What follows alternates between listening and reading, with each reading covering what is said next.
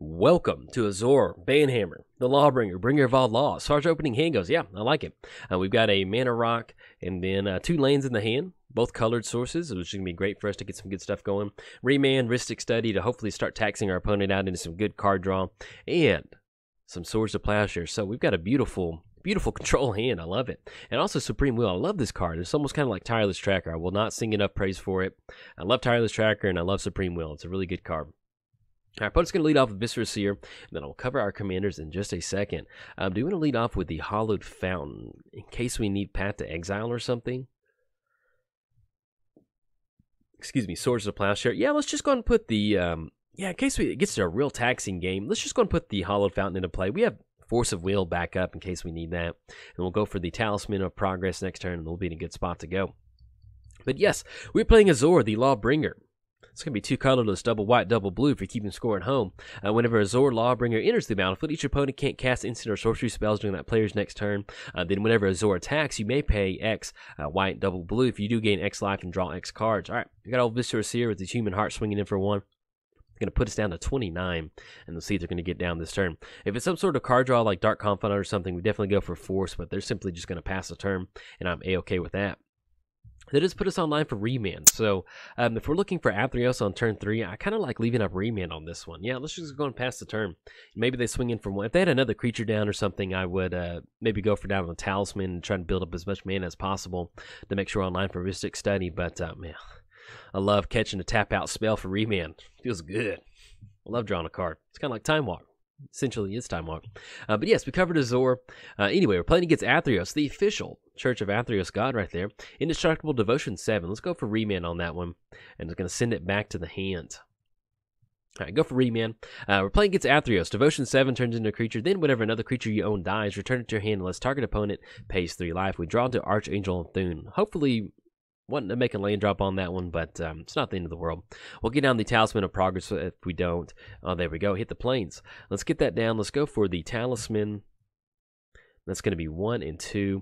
Now, we do have Personal Tutor in the hand. We can go for something like Terminus, or we can go for Entreat the Angels. But at this point right now, I really like holding on to Personal Tutor until we absolutely need it. Going for that particular line of play, setting up the top card of your library is something that kind of want to go for if we need to go for it. Let's say they get a bunch of creatures out there. Whenever I play Church of Athreos, we have a lot of aristocrat style build, and I've seen different builds of Athreos where they have the those Shadowborn Apostles in the deck to where they can sacrifice those creatures to keep getting them on the battlefield, get demons going, and then but yeah, don't mind going for a Personal Tutor if we need to kind of put some creatures on the bottom of the library. I was going to tap out for Eiley. Yeah, go for it. Do we want to sacrifice that? If they start to gain a bunch of life, that might kind of become an issue for us if we want to go for that Swords to Plowshare. And then we still have Force of Will in the hand, too, to kind of counter anything. Yeah, let's go and let them swing in. Swinging in for 1 puts us down to 27. Yeah, I think I like going for Swords on Eiley. I like that. We can go for Swords on Eiley, and the main reason for that is Eiley's going to give some good devotion to Athreos once they get that down. So I like going for the Exile ability. That way we're not really sitting under some sort of, if they do gain a bunch of life for the rest of the game, sitting underneath that 3 mana Exile target non-land permanent. We don't have to play around that anymore. Okay, Swords of Plowshare is going to fizzle, and then I doubt our opponent's going to have anything to get down for 1. They're going to pass the turn over. There we go, hitting the land drops. Yeah, I think I like going for Ristic Study. They're a little tight on lands. It's going to give us a little bit extra. Actually, back up just a little bit. Let's go blue, colorless, and then white off of that. Get on Ristic Study, and then we're going to go and pass the turn. We don't have Supreme Will, but we do have Force of Will online, so we can kind of counter whatever they're going to get out, and then we can kind of start to go from there. Now, if we wanted to go for Entreat the Angels, we're looking at double white. So we could get 3 angels onto the battlefield if we wanted to set up a Personal Tutor for next turn. I think that, yeah, if we want to be aggressive, yeah, I kind of like that. Let's go Personal Tutor. We're going to Personal Tutor for Entreat the Angels. You know, if they had a lot more creatures out there, we saw a lot more action from our opponent. Let's go grab that Entreat the Angels, put that on top, and then we're going to go and pass the turn. So that's going to be us tapping out next turn for 3 angels. It's going to be 4. It's not going to win us the game, but, you know, 3, 4 flyers in the air. It kind of puts our opponent on some sort of either having a board wipe in the hand, or they're going to slowly kind of lose out to that. And especially since we do have Force of Will, Supreme Will back up, we can kind of stop any sort of shenanigans from our opponent.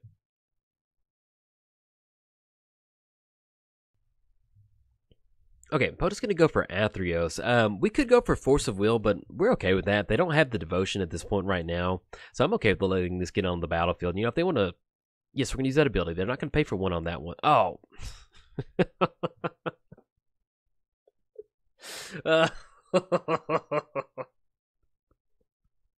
Dang it. Okay. We don't get to... Oh, that's... I got so excited to draw a card, I forgot that Entreat the Angels was on top, even though we said it there. No, we're not going to reveal it. We're going to not reveal it out of shame. Opponent knows it's on top. Good play by our opponent. Dang it. I mean, not good play, but, you know, that's something that eventually, you know, if you know Entreat the Angels is on top, you know, pay for the Ristic Study trigger, they could draw into it. So, anyway, okay. So, we're off the Angel game plan. Sorry about that. It's going to get down Homeward Path. Let's go. Oh, I hate that. We could go for Entreat the Angels. It's going to be 1, 2, 3. We're only going to end up with one Angel. Let's simply just get Azor down and start drawing some cards. And it helps if we tap out for the correct mana. It's going to be double blue. Double. Oh, yes. Jolt, why'd you do that? Jolt, why'd you draw the card? I forget. You forget sometimes. All right. So we're going to get Azor the Lawbringer. And then anything else. I think that's it. We're going to go and pass the turn over to our opponent. Okay, opponent's not going to be able to cast instant or sorcery spells next turn, and then we'll be good to go. Man, it's one of those Swords of Plowshare in response to that. Okay, let's do this. Let's go Force of Will, exiling counter Swords of Plowshare, exiling Supreme Will. There we go. Force of Will on Swords. We're going to be able to get that down and hopefully keep Azor onto the battlefield. And then this turn, we'll draw a card off Ristic Study, even though it's not the best. Yes, we're going to use that ability. Mystic Confluence, that's great. They'll give us a protection for Azor next turn, and then we're going to go on and pass the turn to our opponent. Yeah, unfortunately, I'm just so used to just clicking yes really quick on Ristic Study. Like, I had the play set up in my head of, you know, get down Personal Tutor, and then we'll be able to get some good Angels going, and be able to swing across from there, but sometimes your, like, motor reflexes, or whatever you want to call it, they just get in the way of you actually going for what you intended to go for. Alright, so probably we'll pay for that Ristic Study on that one. And then we'll get it down.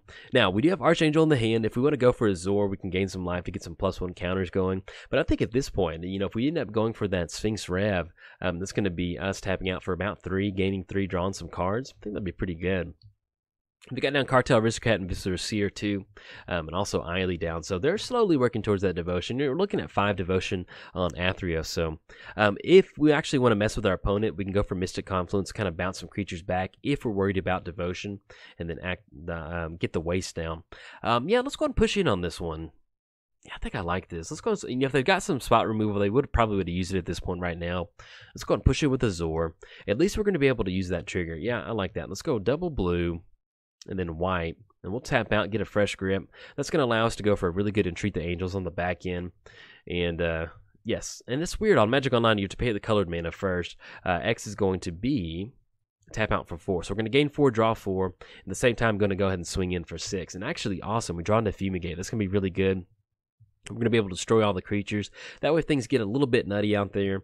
Or maybe you want to send some creatures back to the graveyard, not pay for that Athreos trigger. At least it's going to reduce that Athreos trigger by 2, which is a little bit more manageable. Alright, so we're going to get in for 6, put our opponent down to 24, and then no land drop to make for the turn. We're going to go ahead and pass the turn.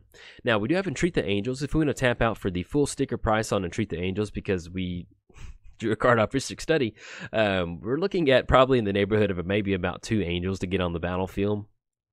So we'll see what we want to roll out next turn.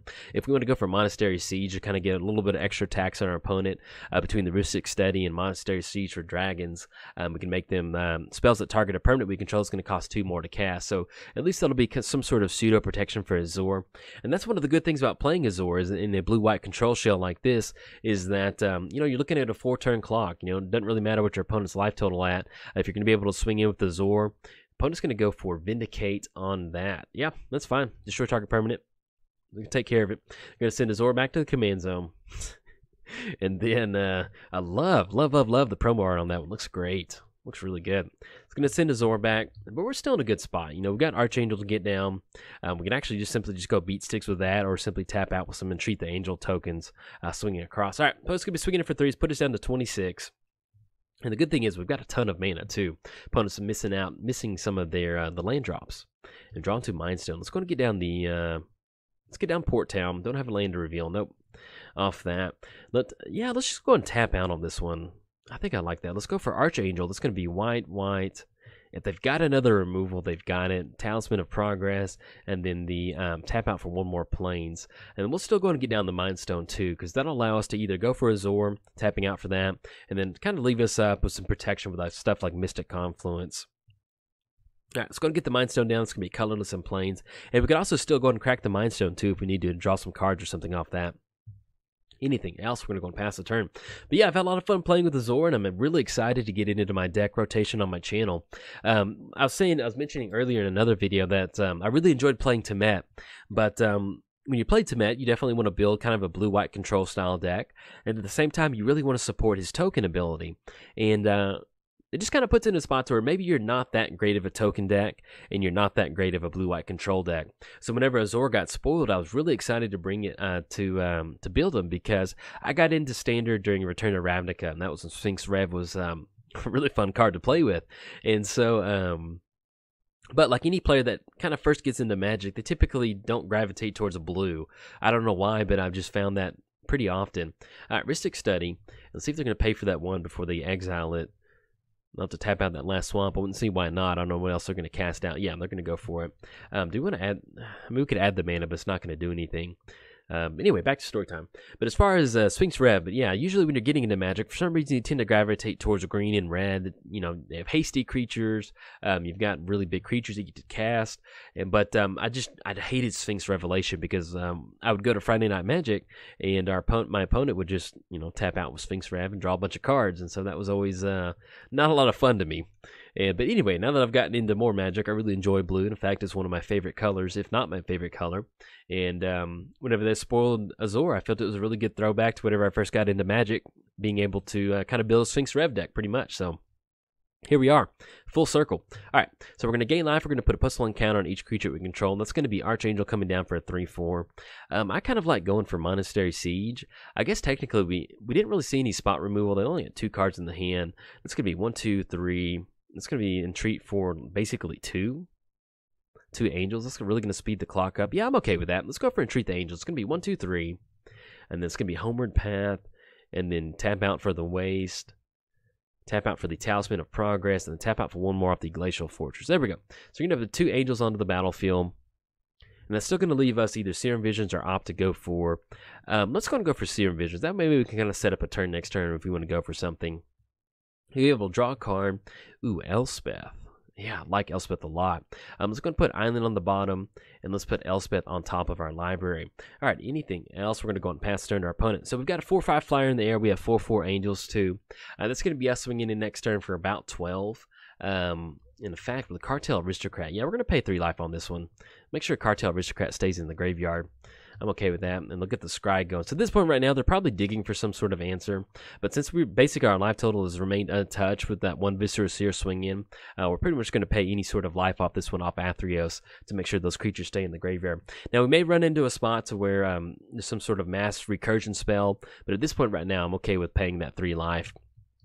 But yeah, so when I got into Return during Return to Ravnica, and I typically played. Yes, we're going to pay 3 life to prevent that. In fact, it's what made me love Golgari. I built a green-black Scavenge deck. That was my first Standard deck. Essentially, it was like a $30. Now, I wouldn't even consider budget, because most budget decks you find online tend to have some sort of cohesive game plan to it. Mine was a green-black. Hey, I've recognized Scavenge on a lot of these cards. Let's put them into one big deck together.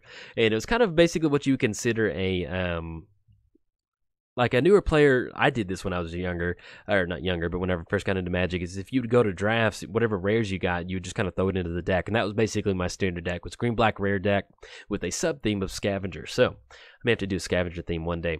All right, opponent does have Indulgent Tormentor onto the battlefield. It's going to be a 5/3 body. We can bounce it back to the hand. That's going to allow us to swing in for 4/8/12 coming across. I think I like that. We can simply just tap their creatures down too with Cryptic Command to draw an additional card if we don't want to go for the Mystic Confluence. It's going to be 1, 2, 3, 4, 5, 6, 7, 8 total mana. Let's do this. Let's go Cryptic Command, tap all creatures, and then draw a card, because that's going to put us online for Mystic Confluence next turn. I like that. That's going to be tap, tap, tap for blue, and then tap out for one more off the plane. So we're going to tap all creatures our opponents control. We're going to get an additional card draw off of that. Man, it'd be so sweet if Archangel had the Monastery Mentor. There, get down Manamo. I like that. We're just going to swing in for 12, and then we're going to get a few extra counters on our Angel tokens once we start swinging in. All right, there we go. Swinging in, deal that damage, and then put a +1 counter each creature we control, and we're going to be able to negate that those Athreos triggers, that lifelink that we're gaining. That's going to be 1, 2, 3, 4, 5 total mana. Yeah, I think we're just going to go and pass the turn. Like I said, we've got Mystic Confluence to kind of counter any sort of spell that they're going to be able to get down, and between the 2/5/5 Angels, we'll be hopefully be able to swing past that Indulgent Tormentor. At the beginning of your upkeep, draw a card unless target opponent sacrifices a creature. Do you want to sack a creature? Well, we got Mystic Confluence. Yeah, we'll go and let them draw a card. So at the beginning of your upkeep, draw a card unless target opponent sacrifices a creature or pays 3 life. Yeah, we'll go and pay 3 life on that one. Yeah, excuse me, I misread that card that we had to sacrifice a creature. So we'll pay 3 life to make sure they don't draw a card. Whatever they do decide to try and roll out, we have Mystic Confluence to kind of stop that from coming across.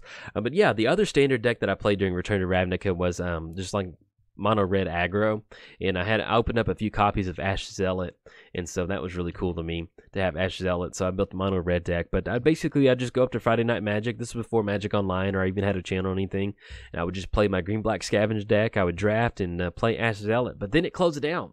The store closed down, and that's what made me get into Magic Online, which, long story short, made me get into my channel. All right, I'm just going to tap out for Black Sun Zine. Let's go and go for Mystic Confluence on this one. Counter target spell unless they pay 3. And then we'll go ahead and return the creature back to the hand. And we'll draw a card. There we go. Like that. It's a beautiful spread. And they don't have enough mana for that. All right. We're going to choose Black Sun Zenith, bounce the Indulgent, and then draw a card. So it's going to be blue, blue. If you hear some rattling, I do apologize. It's my cat playing with her toy. So she only gets active whenever I start recording. I guess it's because I'm not paying attention to her. But I just held her for like 30 minutes on this one. So all right, so we're going to bounce it back to the hand, counter that spell for 3, and then draw an additional card. Opponent's going to throw the good game up, and we'll throw it back once they kind of scoop it up. But we're going to have combat damage in the air, which should be more than enough to close it out. Let's see what else they have to show for it. Good game. All right, opponent's going to scoop it up. Good game. We do have the 2 Angels swinging across. We would have a little bit of a quicker clock if I wasn't so quick to fire off that Rhystic Study card draw trigger. I'm so used to drawing cards that I did that on accident. But you can see where we bounced back from that mistake that I made, and really just kind of control the game out with some sweet, some Azor Banehammer right there. So if you enjoyed the video, like and subscribe. Thanks. Bye.